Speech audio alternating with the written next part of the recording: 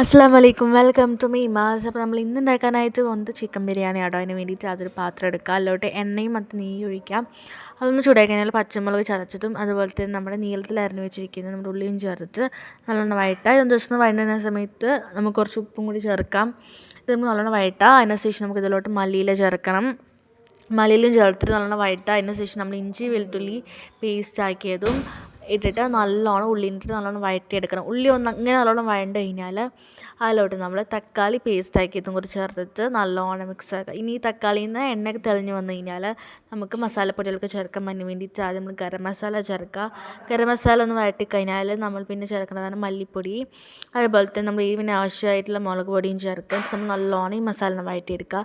ഈ മസാലയുടെയൊക്കെ ഒരു പച്ചമണം പോയി കഴിഞ്ഞാൽ നമ്മൾ തൈര് ചേർക്കണം. തൈരും ചേർത്താൽ പിന്നെ നമ്മൾ കഴുകി വൃത്തിയാക്കി വെച്ചിരിക്കുന്ന ചിക്കൻ ചേർക്കുക. എന്നിട്ട് നമ്മൾ നല്ലോണം ഈ ഒരു മിക്സിയിലിട്ടിട്ട് ചിക്കനെ വഴറ്റിയെടുക്കുക. അതിനുശേഷം നമ്മൾ അരി വേവാൻ ആവശ്യത്തിൽ വെള്ളം ഒഴിക്കുക. എന്നിട്ട് നമ്മൾ ഈ വെള്ളം തിളയ്ക്കുന്ന സമയത്ത് നമുക്ക് നമ്മുടെ ചോറിടാം.